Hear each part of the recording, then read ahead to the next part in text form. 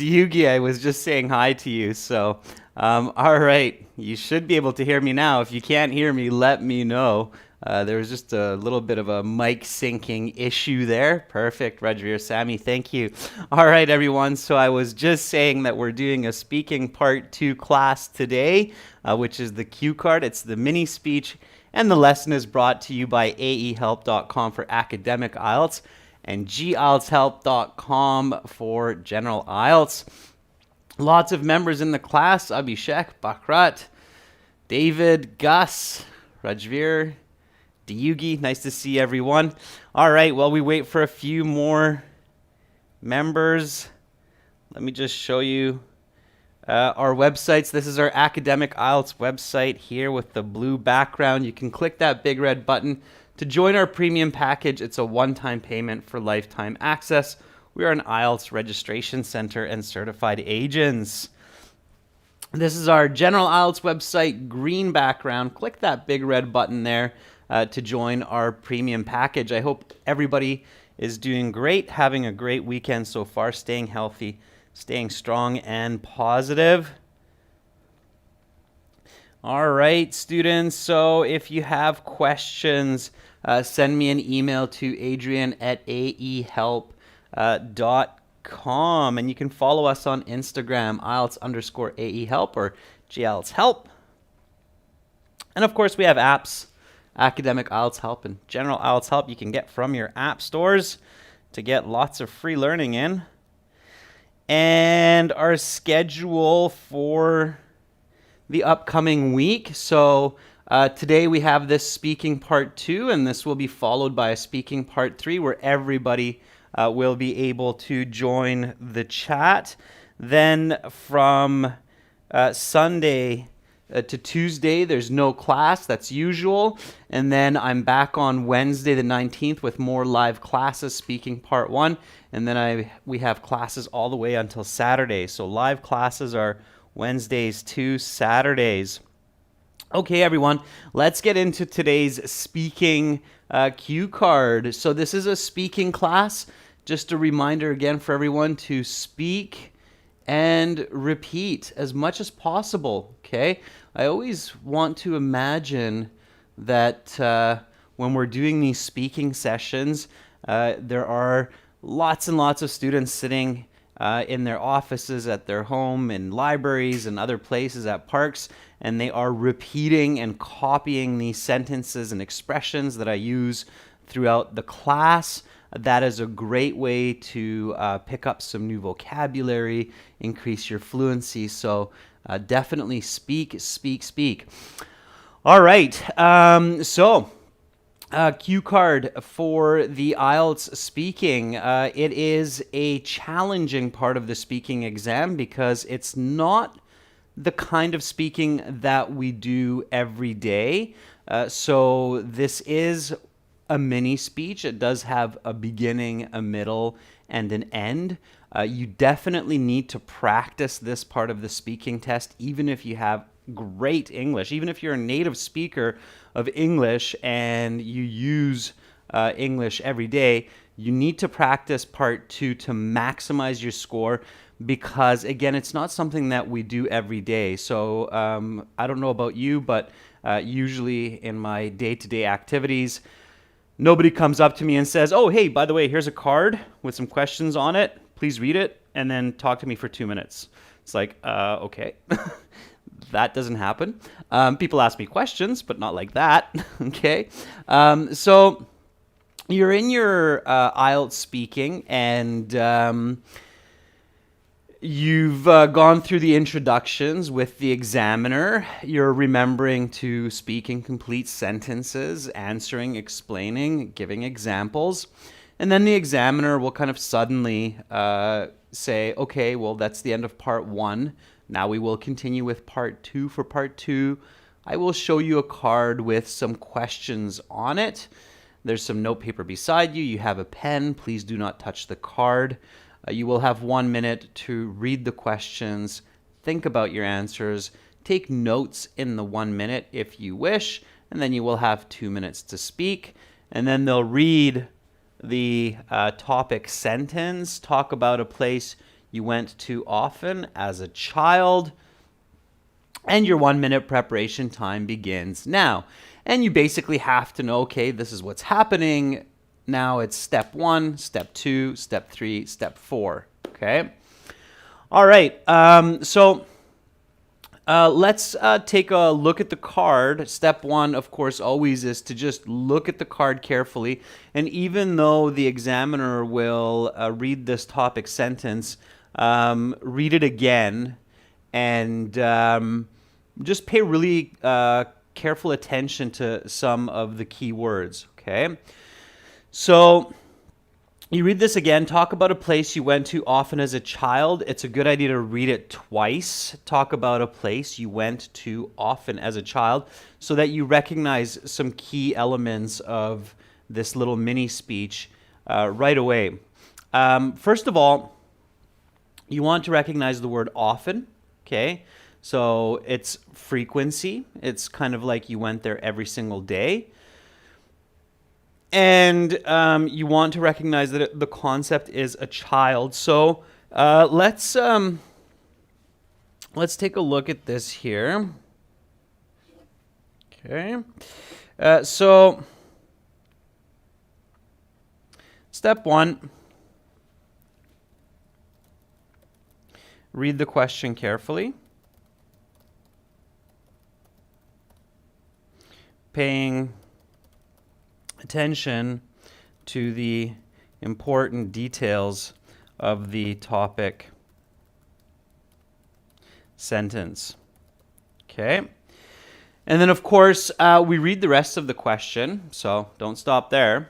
What is this place, or what the place is, what this place is? Where is it located? What can people do there? And why you went there as a child, and how do you feel about it now? Okay. All right. So we've read the questions. Let's start thinking carefully. Okay. So step 2. I identify that this is a place. Okay. And when I'm talking about a place, what do I have to remember? Hi, NBX Gaming. Hi, Raz, Kashirsha, David. Good to see more of you in there. Yeah, so Rajveer says the category is a place. And when I'm talking about a place to a person, and this is one of the key elements of doing a good job when you're presenting a mini speech. So OS says, talk about the location, the appearance of the place, the attendance, so who goes there, the activities, and the experience. Okay, very good. So location of the place, yeah, very good. The appearance, absolutely. What does it look like? The attendance, so, or we can say attendees, who actually goes to this place. The activities, yeah, so what happens there? And the experience. Okay, and I haven't really talked about this, but talking about the weighing, so how much you want to talk about each of these. Let's say the actual location itself, 5%. So just introducing quickly. The appearance, let's say about 10%. The attendees, who goes there, another 10%. Okay, and then the activities, I would say about 40%. And then your experience is roughly the other 35%, if my math is correct. So that's roughly, like, if you want to think about how much should I talk about each of these elements, this is roughly how much you should focus. So if you're thinking about it minute-wise, right? So you think, okay, well, I have 2 minutes to speak.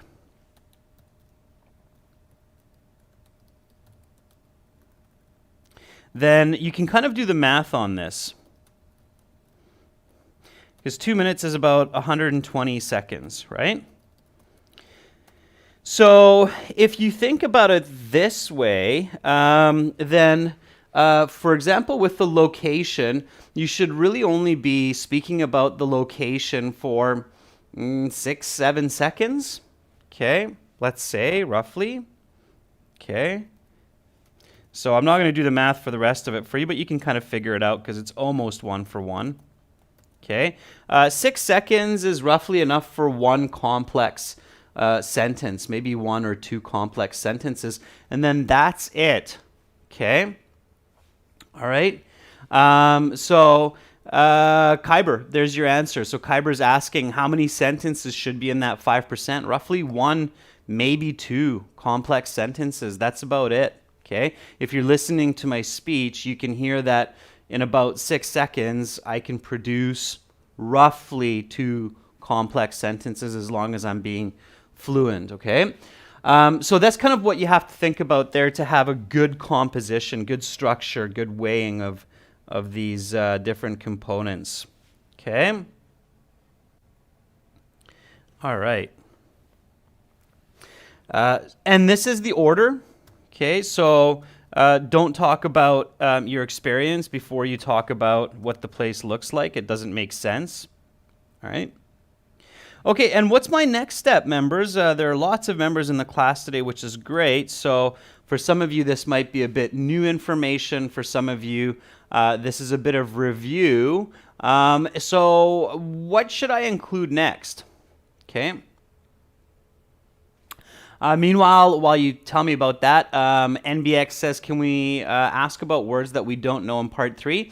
You can, but the examiner will not give you definitions. This is an English proficiency exam. It's not an ESL exam, so they will not give you explanations, and they will not ask you questions in different ways, NBX. They can just repeat the question. That's it. If you don't understand it or you don't know words, they will just go on to the next question. Okay. All right. Gus says identify the grammar. Yeah. Absolutely. So identifying the tense. So identify the tense. What should be my focus? Okay. In this case, if we look at the question says, talk about a place you went to. So the verb in the topic statement is past tense, often as a child. So obviously, we're talking about the past. And then, of course, paying careful attention to the rest of the questions, what this place is, and why you went there as a child, and how do you feel about it now. This part of the question will tell you that you need some present tense as well. So your focus here mostly is the past and maybe a little bit about the present. So verb tense, past, and present. And again, you can think about this as the kind of different weighing. So the past tense here would be, in my opinion, about 90% of your speech, and the present tense would be about 10%, and the future would be 0%. Okay, so this is again where some people think about that past, present, future concept. Talking about the future here, it would be really out of context or off topic. So I wouldn't recommend that. The question doesn't ask for it and saying, well, in the future, this place could be good for my children to visit. It'd be like, well, what are you talking about? We never asked you that question. So definitely about 90% past and about 10% in the present. So again, thinking about the weighing, so the ratio of how much information you should give in that tense. And when you're thinking about the past and the present, okay, don't just think in simple terms, but also make sure to include the present perfect. Okay, obviously that's very useful here. Present and past perfect are very useful here. Okay, great. So now, as many of you said, the next step should be to think about a few different options. So think about 2 to 3 good options for this answer. Okay. Now, before we do that, just really quickly, okay? So, talk about a place you went to often as a child. Okay, so often you have to think about what that means. And as a child, you have to think about what that means as well. So let's just discuss that for a moment before we really dive deeper into thinking of these 2, 3 different places. So often, in your opinion, members, what do you think would be considered often in this context? So if I say a place you went to often as a child, what would be often? So what would be the quantitative number for that?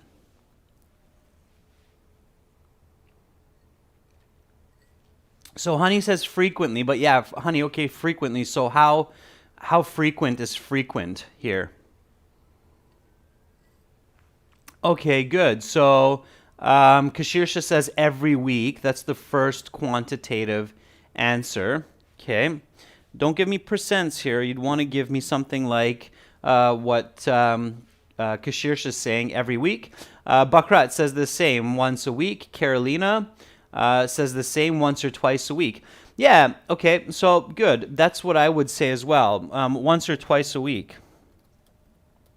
So at least once or twice a week for a year or more, okay? So that would be my quantification of that concept, all right?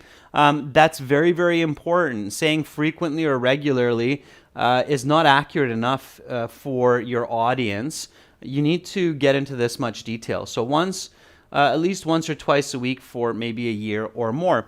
Okay, so, and then what do you think the concept of child means? So what would be important to think about when you're considering the word child?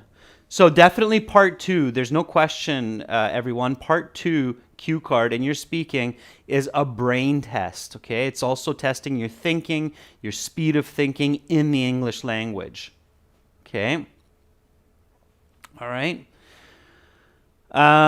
So before, Sammy, we get to those ideas, let's discuss real quickly the child. Okay, so what would be child? Okay, Rajveer says age of 3 to 10. Jainil says 7 to 10. Yeah, Kyber, absolutely, it's really important for coherence as well, of course. David says from like 5 to 12. Okay. Yeah, I mean, even 13, 14, I know it's a teenager, but still a child. So teens are still children. So for me personally, I would probably go with 7 to 15. Okay. So this is objective, obviously.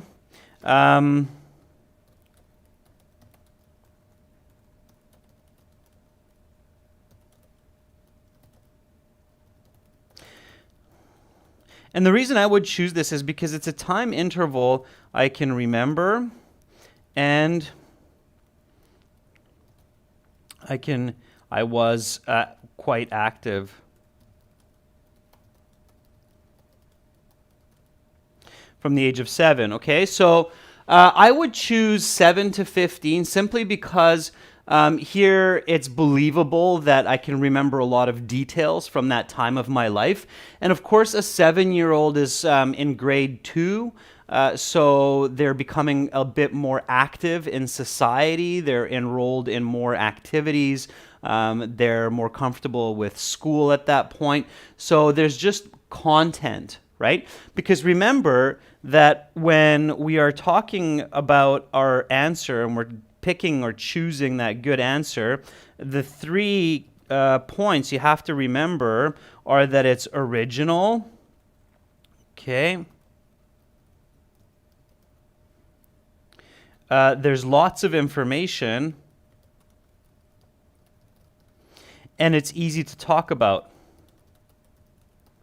So when you're coming up with your ideas, definitely keep that in mind, because in this question, if you talk about a place you went to often when you were 3 years old, it might become challenging to sound realistic, to think about lots of information, and it might be difficult to talk about it as well if you're talking about going to grandma's house at the age of 3. Okay? Does that make sense? So David says under 21. I would say that's a bit reaching. Okay, that's a bit too much.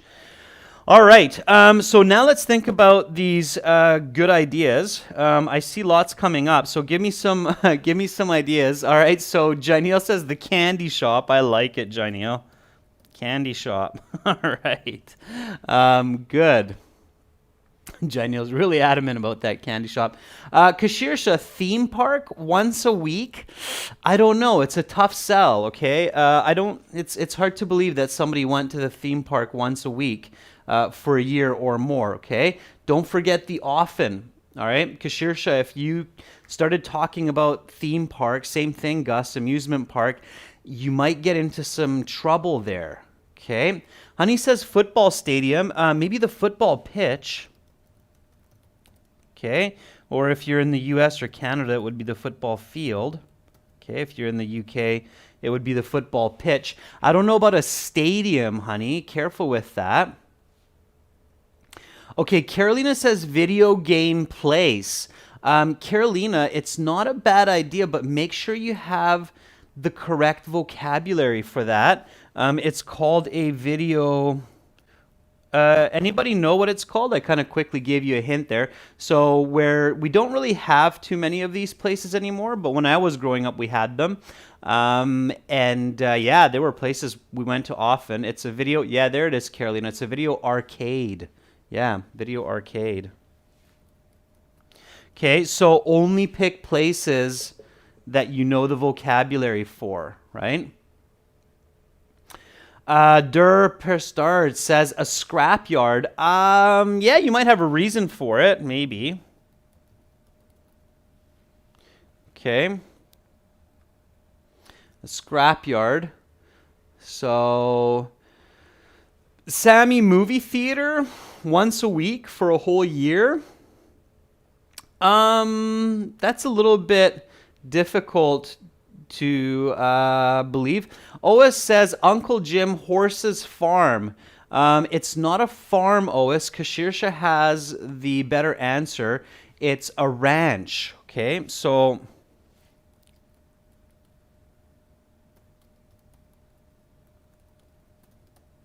okay. So again, keep in mind, you have to be able to talk about it. You have to know the right vocabulary. So it's a video arcade. It's not really, well, if you say farm, okay, but the more accurate word is ranch. So you go to a ranch for riding horses, all right? A candy shop might also be called what? What's the more common, especially in Britain, they like to call it something else. Anybody know what another word is for the candy shop or the candy store? Okay. Sammy says to the pool for swimming classes. Yeah, that's the one I was thinking about as well. So local pool. Okay. All right. It's not a treats shop. Well, yeah, Ois, you can call it a treats shop, but there's another word for it as well.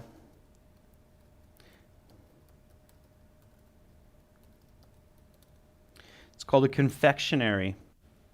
Okay.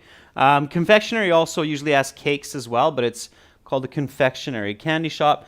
Sweets shop is okay as well. All right. Okay, so original, easy to talk about, lots of content. Let's figure this out. So confectionery or sweets shop will go number 1. Football pitch will go number 2. Video arcade will go number 3. Scrapyard 4. Ranch 5. The local pool 6. So keep in mind, easy to talk about, lots of content. Okay. And original, what would you go with here? the candy shop, the football pitch, video arcade. And again, in the real exam, you really only need 2 here. So Kyber Jenya would like number 1, Honey and Bakrat number 2. Rajveer says number 6, the local pool. Osman says number 2, the football pitch. Okay, Carolina says 6 as well. Sammy says 6. Yeah, I think the football pitch might be a very popular choice. Okay. David really wants to do the scrapyard. All right. So yeah, I think the local pool is a good one. There's definitely a lot of content there. Okay. And it's going to be a bit more original than a football pitch. Okay, I think. So I think internationally more people would pick the football pitch than the pool. It's going to be fairly easy to talk about. And the pool kind of fits well, if you think about it again, it kind of fits well with this age group, the 7 to 15. Okay, because a lot of people learn to really swim around that age. We go to the pool at a younger age, but we really get into swimming at that age because we go to the pool with not only our family, but also often with the school as well. We go to swimming classes, so I think that's a really good pick. Okay. All right, so let's do that one. Let's do the pool. Now, I have one more step here before my 1 minute preparation time is up. I have a couple of steps here. The first, of course, is to take some notes. So let's do that. So step number 5, don't forget, in 1 minute, you got to take some useful notes. So step 5. Okay. Are the notes.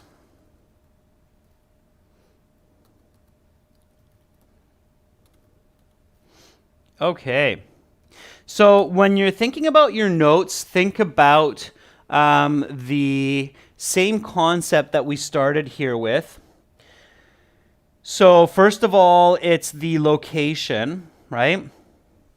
So remember this, right? So 5% location, 10% appearance, 10% attendees, and then 35%. So with your notes, you want to think about it that way as well. So maybe just one note, one note, and then two, or 2 to 3 notes for each of these, okay? So when you're thinking about your notes, you can also think about it in this kind of weight, okay? So location, just one note, appearance, maybe 1, and then attendees, just 1, and then for the activities and the experience, that's where you want to have some more notes so that you can talk about those in more detail. Okay, does that make sense? So it is important to practice and think about the actual proportion of this information. Okay, you'll do a lot better. Believe me, you will. Okay, all right. So let's do this. Let's take some notes. And it should be in that order. So first is the location. Okay. All right. So let's, yeah,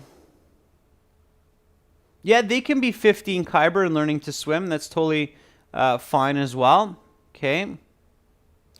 And think about the pool. Okay.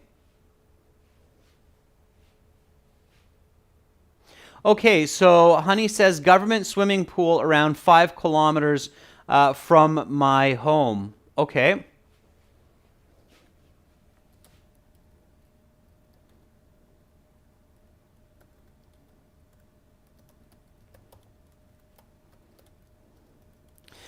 Okay, so I would just write 5 km district pool. Okay.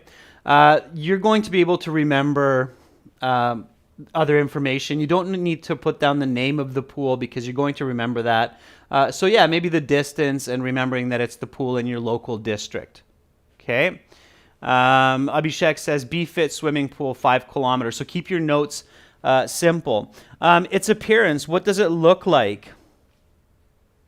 Okay. So what does the pool look like? Again, remember to write down only useful notes. So don't write down ideas that you are clearly going to remember, all right? Write down ideas that will help you to give further information and further detail, okay? That's what your notes should be, okay? Keep that in mind, okay? Good notes are not obvious information. They are ideas which help you to be more fluent and give further detail. Okay, so that's what you should be thinking about. Okay, so Carolina says 3 pools. All right. Sammy says 30 by 30 feet. Now, Sammy, usually swimming pools, standard Olympic size are 50 meters, and then most pools are either that or half length, so 25 meters. There are different ones, but that's about it, okay? So I would go...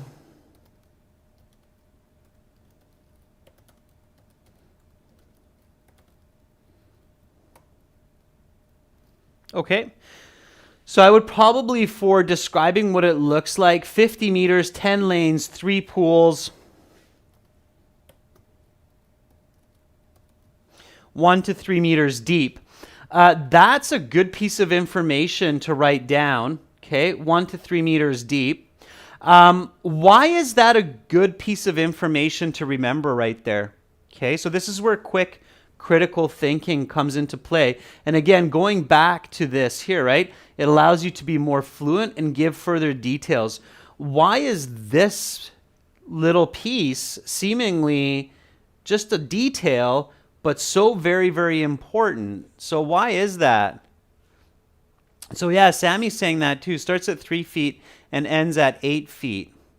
David says it's quantitative. Kyber says it's visual. Rajveer says it's a sufficient depth for children. Carolina says that it's important for learning how to swim.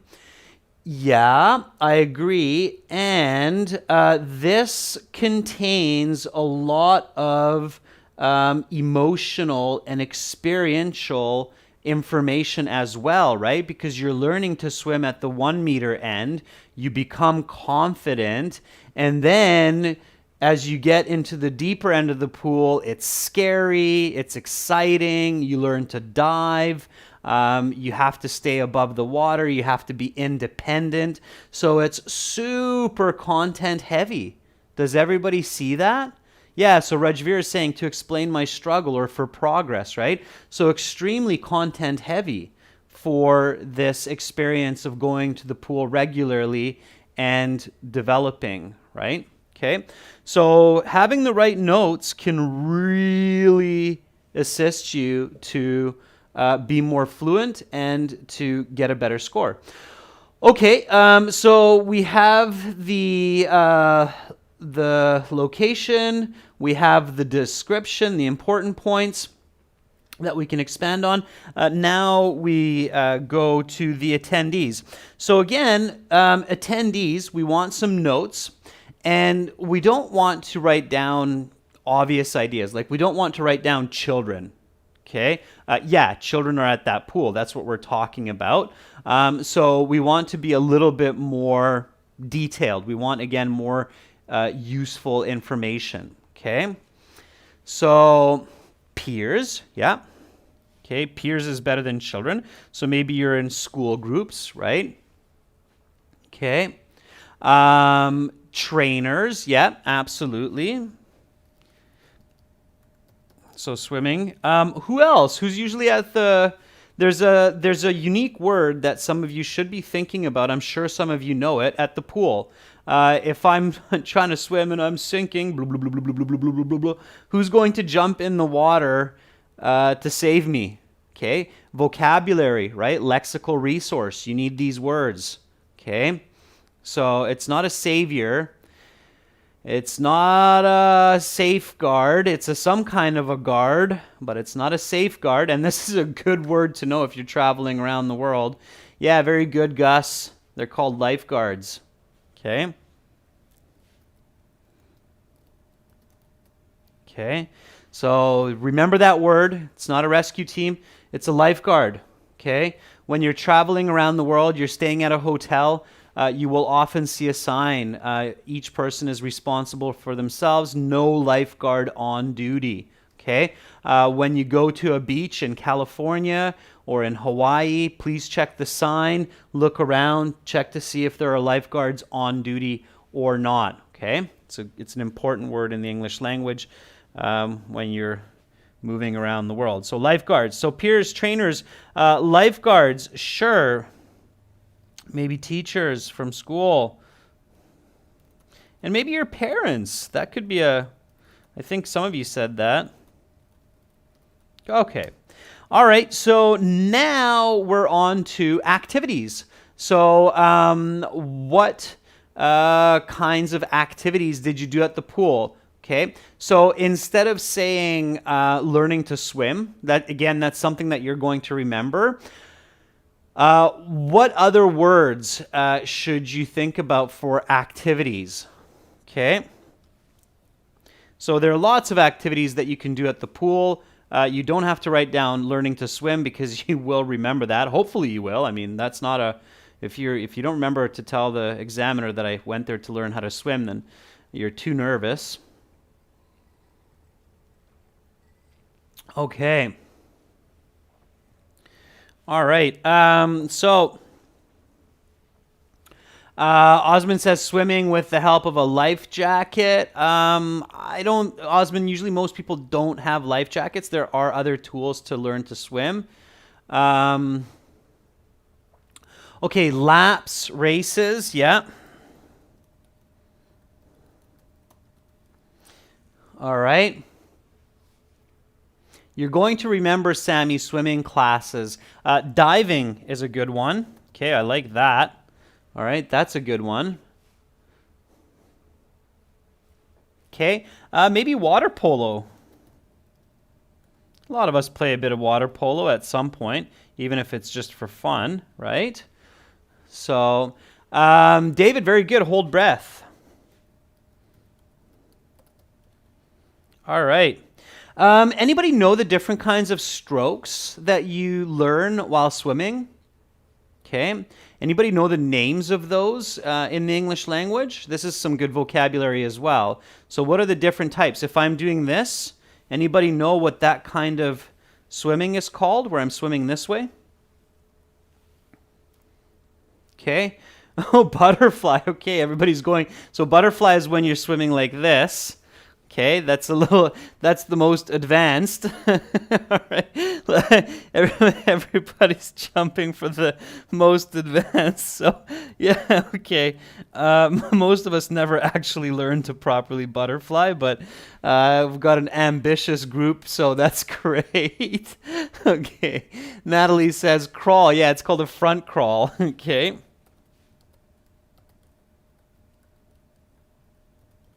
Yeah, so what I was showing you there, like this, that's the front crawl, okay? Freestyle is basically any, right? And then we have the backstroke, and we have the breaststroke. I think it's 2 words, but yeah, maybe it's just one. Backstroke, you'd have to check that, students. I'm not sure because I've never really written these, but spell check is telling me they're correct as one word, and I would... Yeah, not be surprised if in swimming we just kind of write these as one word. So, so you have the front crawl, okay? You have the backstroke, doing swimming in today's class. You have the breaststroke, where you're swimming like this. And you have the butterfly. Those are the most common, okay?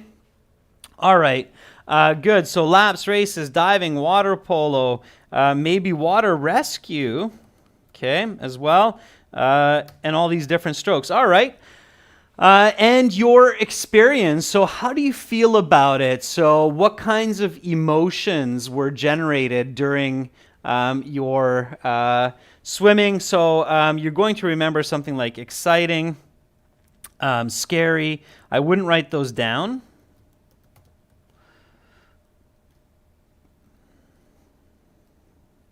Okay. I would write down valuable. Obviously, knowing how to swim is extremely valuable in life. Okay. It gives you confidence. It lets you travel and experience different parts of the world, going to oceans and so on. So I would write down travel, and that's how you think about it today as well. Maybe some new friends. Okay, that you met, that you came across, all right? Maybe you were able to get a job as a lifeguard a little bit later on for a summertime job. So those would be some good notes. Okay, I'm going to start moving along a little bit here, students, because I really want to get our response done as well. And we're doing a fantastic job developing this concept, so I'm glad that, we're really putting this together well. Hi, Mohit. Thank you for that super chat contribution. Okay, so now we want to get our first sentence ready. This is our next step. So this is step 6 for today. First sentence. And again, this is just a reminder, make sure to have your first sentence ready to go before your 1 minute is up, okay? So, a place that I frequently, or here, I'll give you a new word, that I frequented. Okay, check this out. Students, you can use frequent as a verb. I don't know if you're familiar with this, and it is commonly used this way by good communicators in English. So a place that I frequented from the age of 7 to 10, about 2 to 3 times each week, was my local pool,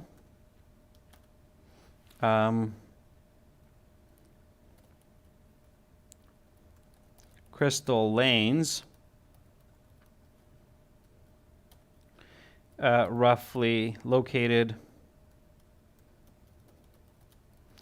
roughly 5 kilometers from my home.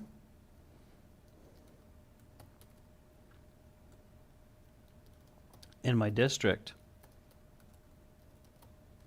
Okay, so there's my first sentence. Okay.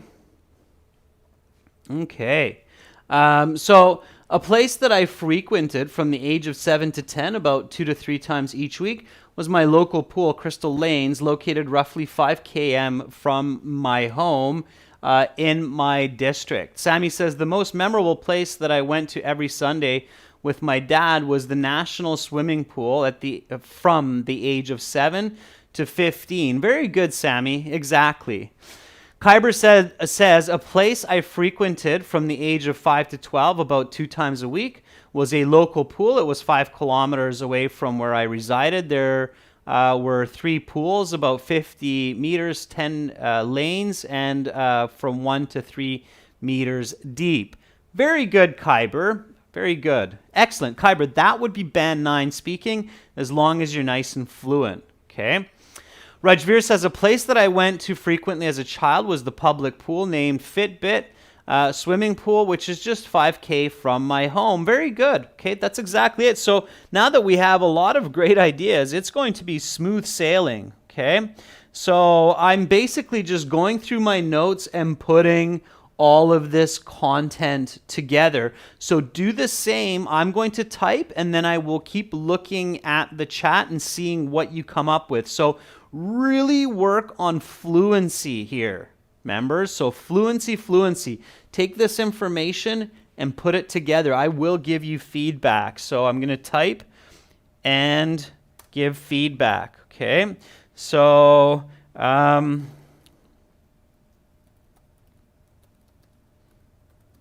This recreation center is located. I'm using present tense because maybe it's still there.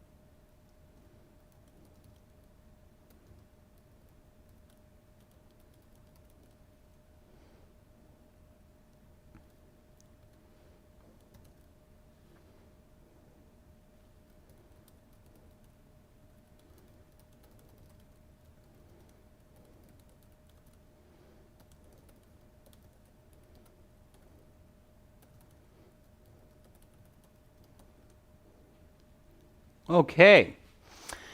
So, let's see some more. Ois says, when I was a child, it was the best place to go to, this pool in my town, just 5 kilometers from my home. And I went there every Monday with my parents. Okay. Ois, I made a few corrections because you have a few grammatical mistakes there. Like the best place which I went to was the pool.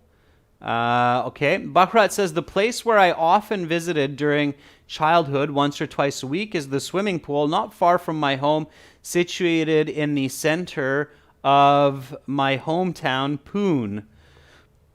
Okay.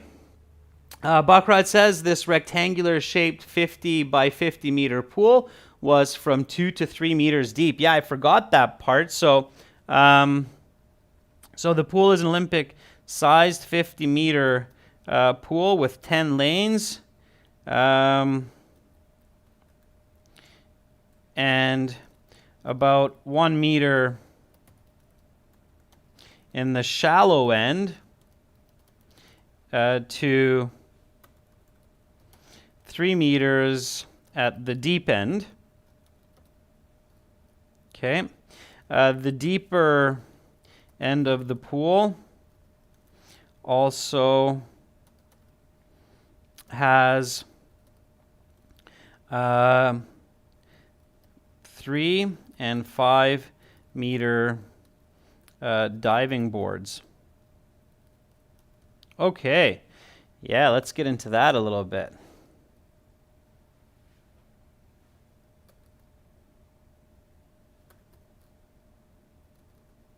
All those hyphens and dashes. Okay. So, let's see some more. Kyber says, mostly there were my 3 peers as I was inviting them to swim with me every Monday to Friday, trainers and lifeguards, so that they could rescue us from drowning, Kyber. The word is drowning. Sammy says the pool is 25 by 50 meters, rectangular size, from 1 to 4 meters for improving swimming skills, and always filled with fresh, clean water. My Uncle Tim trained me to swim. Okay, so, yeah. So I had started going to this pool at the age of 7 with my parents for swimming lessons, and then later with my peers from school. Of course, there were always trainers and lifeguards who were there to make sure that I wouldn't drown. Okay. All right. Now, don't go off topic and don't start saying, like, in fact, one time I was sinking and the lifeguard had to jump in, because then you will be going off topic. Okay. So be careful with that. Okay. So between the age of 7 and 15, I learned to effectively swim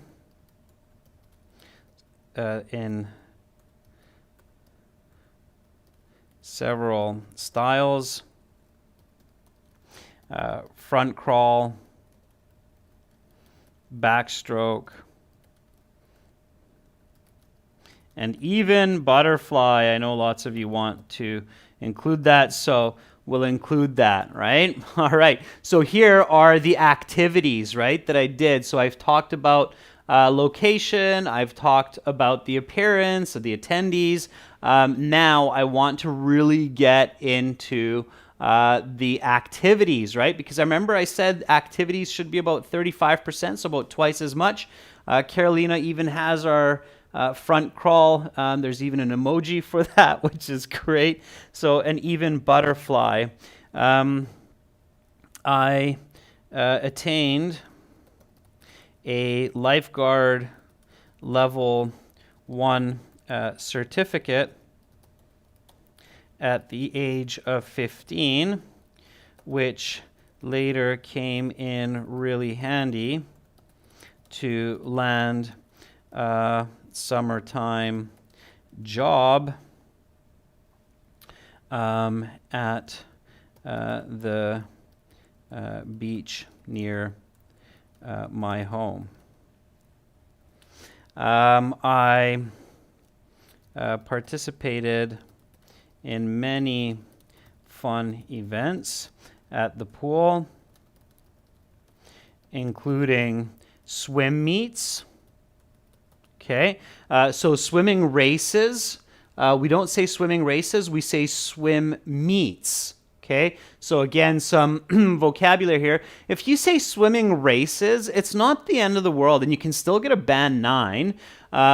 Probably the examiner isn't going to be like, oh, they didn't use the word swim meets. Native speakers will sometimes omit the exact word as well, and it doesn't mean you can't get a band 9, but it is called a swim meet. So at the pool, including swim meets, and even the occasional water polo tournament. Okay.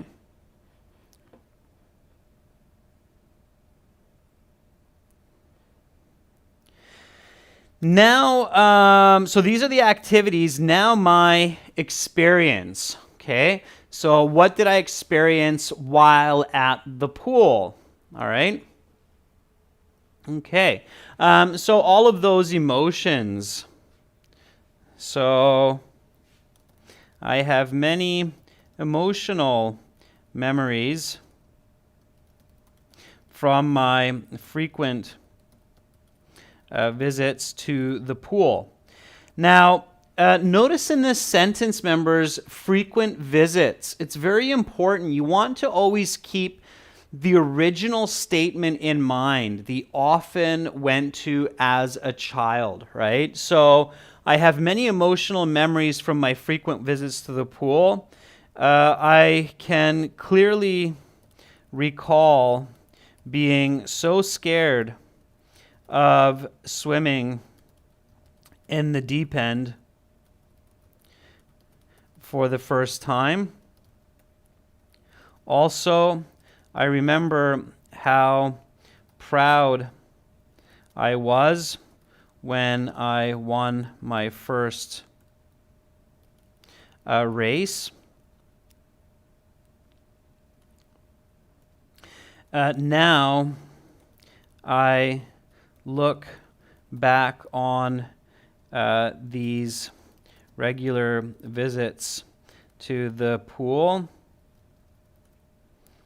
with positive thoughts, not to mention that being a strong swimmer, I am confident while traveling to different aquatic destinations in the world, and I can take full advantage of water sports like going surfing in Hawaii back in 2018. Okay, so I'm just kind of finishing it up here. We're kind of running out of time, but you can see, members, that there's just a lot of great information that I can weave together now that I have all of that good thinking from before. Okay. Kyber says, whenever I was there with my pals, I remember learning front crawl, backstroke, and butterfly with the help of my trainers, and I was enjoying these activities a lot. I was, not I were enjoying, I was enjoying. Okay. Sammy says, also 2 lifeguards at the end of the pool. Further, my peers from school and my apartment. Initially, it was scary to get inside the water, but after a couple days, I really enjoyed the 1-hour class. I started swimming front crawl. Over a period of time, my uncle taught me how to deep dive. At the age of 12, I participated in the local district level tournament. Okay, very nice, Sammy. Good writing. OS says, I learned to swim in the grand pool, so I first got my shorts on in the dressing room, then I started to play in the water. Okay, OS, good. Rajveer says, I have many memories associated with my frequent visits to this pool. I can recall my struggles of the first 15 days when I was super scared of the water. I'm also feeling proud as I was able to get level 1 lifeguard certification. Very nice. Okay, so some really nice writing, members, and nice speaking. Let's go through this from the top. Okay, so let's practice speaking here. So talk about a place that you went to frequently as a child. Don't forget the questions on the card. You have to answer them. I did keep those in mind, like what do you think about this today? Okay, so here we go from the top, all right? Go with me. So a place that I frequented from the age of 7 to 10 about 2 to 3 times each week was my local pool, Crystal Lanes, located roughly 5 kilometers from my home in my district. This recreation center is located on about 10 acres of government land and is owned and operated by the city of Victoria. The pool is an Olympic-sized 50-meter pool with 10 lanes and about 1 meter in the shallow end to 3 meters at the deep end. The deeper end of the pool also has 3 and 5 meter diving boards. There are 2 other smaller pools for toddlers and games. I had started going to this pool at the age of 7 with my parents for swimming lessons, and then later with my peers from school. Of course, there were always trainers and lifeguards on duty who were there to make sure that I wouldn't drown. Between the age of 7 and 15, I learned to effectively swim in several styles: front crawl, backstroke, and even butterfly. I attained a lifeguard level 1 certificate at the age of 15, which later came in really handy to land a summertime job at the beach near my home. I participated in many fun events at the pool, including swim meets and even the occasional water polo tournament.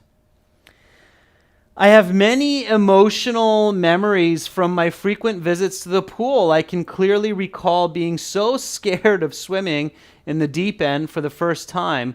Also, I remember how proud I was when I won my first race. Now, I look back on these regular visits to the pool with positive thoughts, not to mention that being a strong swimmer, I am confident while traveling to different aquatic destinations in the world, and I can take full advantage of water sports like going surfing in Hawaii back in 2018. All right, and at this point, the examiner will go, okay, your 2 minutes is up. Now I will ask you a question related to your response and some questions on the topic. And we're going to do that in 30 minutes when we continue with the next class where everybody will be able to join. And that will be speaking part 3 coming up in half an hour. Again, for lots of speaking practice, aehelp.com for academic IELTS and gieltshelp.com for general IELTS, everyone. Great job, students, in today's class. hopefully I'll see you all in 30 minutes so that we can get deeper, or we can deep dive, no pun intended, into the part 3 questions. So let's stick around for that deep dive. All right. See you soon, everyone. I'll be back in 30 minutes. Bye for now.